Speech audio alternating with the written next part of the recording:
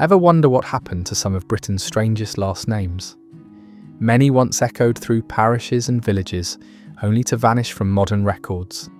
From Mirren to Portendorfer to the quirky Chips, these surnames tell forgotten stories of families, trades and places. This is 20 British last names that have faded into history. Some surnames are better known for a famous face than for their actual presence in Britain's history, and Mirren is a prime example. The name lives on today, mostly thanks to Dame Helen Mirren, but as a surname in the UK, it's vanishingly rare. Its roots are thought to be Scottish, possibly a variation of Muireann, or influenced by Celtic origins. Yet it never established a large family presence. Over time, families either died out, shifted spellings, or moved abroad, leaving only scattered traces. Despite its modern recognition in the arts, Mirren is classed among Britain's endangered surnames. It's a perfect case of how cultural fame can outshine demographic reality, where a name survives on stage but fades from parish rolls. Among British surnames, Portendorfer feels distinctly foreign, and that's because it almost certainly arrived through migration. Likely of Germanic or Central European origin, it attached itself to Britain during one of the many waves of continental settlement. Families who carried it became part of the patchwork of immigrant communities in London, Manchester or port towns. But unlike Smith or Brown, it never rooted deeply into English society. By the late 20th century, the surname was barely present in electoral registers, its bearers either anglicising the name or dispersing abroad. Today, it's listed as one of Britain's critically rare surnames. Portendorfer shows how a single migrant family could leave an unusual surname in the records, only for it to wither away. When you hear the surname Nighy, most people immediately think of actor Bill Nighy. Yet beyond that famous bearer, the name is incredibly scarce across Britain. Originating as a regional variant, it may stem from Nighy or Nighy, surnames linked to people who lived near a prominent landmark, such as a river or bend. Over centuries, spelling differences and shifting populations made Nighy a fringe form rather than a dominant one. By the 19th century, very few families carried it, and today it survives almost entirely in small clusters. Despite its rarity, the name endures in public awareness thanks to cultural prominence. Without figures like Bill Nighy, the surname might already have slipped unnoticed into obscurity on British records. Not every unusual surname has deep Anglo-Saxon or Celtic roots. Pober stands out as an imported oddity that never fully took hold in Britain. It likely derives from Eastern European Jewish heritage, arriving during the 19th or early 20th century migrations. Families carrying the name settled in English cities, but over generations many lines assimilated, anglicised, or simply dwindled. Unlike Cohen or Levy, which became more established, Pober remained niche. By the turn of the millennium, researchers noted its near absence in electoral rolls. The rarity of Pober highlights the fragile journey of migrant surnames. Sometimes they flourish, sometimes they vanish. Today, it survives only in very limited usage, remembered more in genealogy circles than in everyday British life. Grader is one of those surnames that seems occupational at first glance, yet its roots are more elusive. It may derive from continental Europe, possibly from German-speaking lands, and entered Britain through migration. Names tied to crafts or trades often flourished, but Grader never gained much ground in English society. By the 19th century, only small family clusters carried it, and by the 2000s, it had slipped almost entirely out of use in the UK. Unlike Miller or Baker, it lacked a strong English counterpart to keep it alive. Today, Grader is remembered as an endangered surname, the sort of name a genealogist might stumble across in parish archives, but not expect to find in a modern phone directory. Every now and then, you stumble across a surname that feels almost French yet carries a British twist, and Fernard is one of those curiosities. Likely of Norman influence, it may trace back to the period after 1066 when French-style names filtered into English society. Unlike common Norman legacies like Howard or Bernard, Fernard never became widespread. By the 19th century, records show it confined to very small family groups, and today it's virtually absent from modern registers.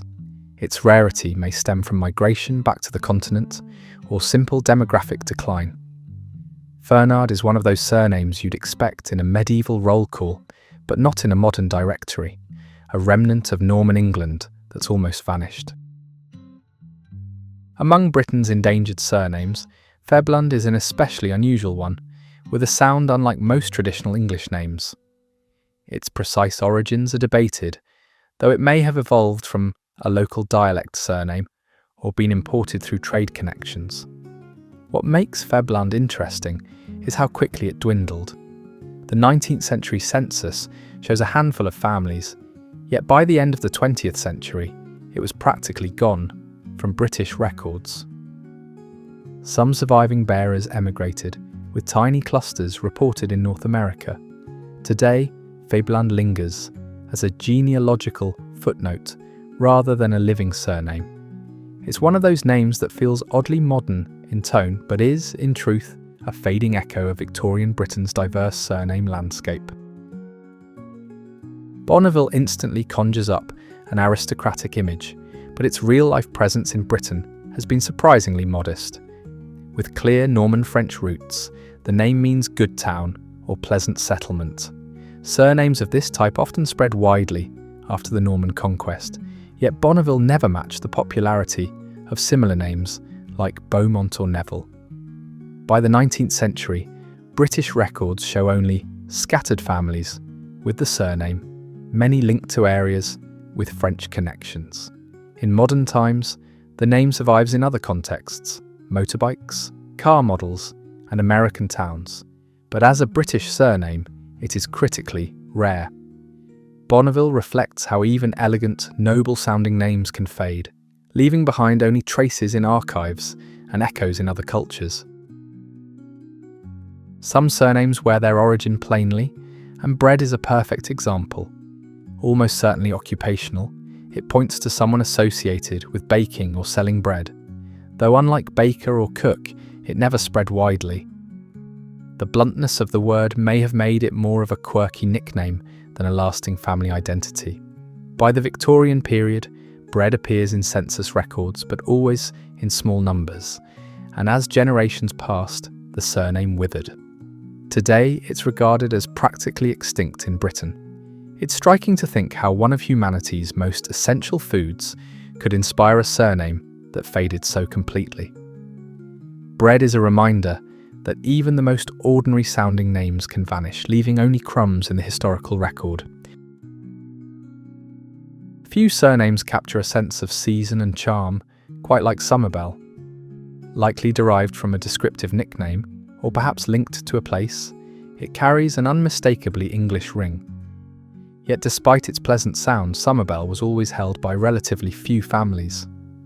Records show it clustered in the north of England during the 19th century, but by the late 20th century, the numbers had thinned dramatically. Emigration played a part, with branches moving abroad and leaving only a shadow in Britain. Today, it's considered a critically rare surname, though it still surfaces occasionally in genealogical research. Summerbell illustrates how even lyrical names tied to nature and beauty can fade, their legacy lingering only in old parish books and family trees. Some surnames feel like they were plucked straight from the English landscape, and Earthridge is one of them. Almost certainly derived from a place name, it combines earth with ridge, perhaps describing a farm or homestead perched on raised ground. Names like this often rooted families to a very specific patch of countryside. But as rural populations shifted during the Industrial Revolution, small surnames tied to isolated hamlets frequently disappeared. Earthridge shows up in older parish and census records, but is virtually absent from modern registers. It's the sort of surname you'd expect carved into a weathered headstone in a village churchyard, only to discover the line has long since ended. Earthridge is rural history, distilled into a fading family name. Foothead is one of those surnames that feels unusual even to seasoned genealogists. Its structure suggests a locational or descriptive origin, perhaps referring to someone living at the foot of a hill or boundary headland. The name appears in British records up to the 19th century, but it never gained a strong foothold, so to speak. Researchers with one-name study groups have traced it, noting that while the surname has become extinct in Britain, a few branches survived overseas in Australia and New Zealand due to emigration. That pattern is common for rare names. They vanish at home, but carry on faintly abroad. Today, Foothead stands as a surname more likely to be found in an archive than on a letterbox. Some surnames sound almost folkloric, and Woodbead is a perfect example. Likely tied to woodland living or possibly an old dialect term, it first appears in parish records several centuries ago. Unlike names such as Wood or Greenwood, which flourished widely, Woodbead never spread beyond tiny family groups. By the early 20th century, it was already slipping into obscurity, and today it is cited among Britain's extinct surnames. There's something evocative about its sound, as though it belonged to a medieval craftsman fashioning charms from timber. Yet history shows it was a fragile surname, unable to compete with more common variants. Woodbead is now a ghost of the English countryside, remembered only by historians and name enthusiasts. When most people hear Southwark, they think of the historic London borough famous for Shakespeare's Globe and medieval markets.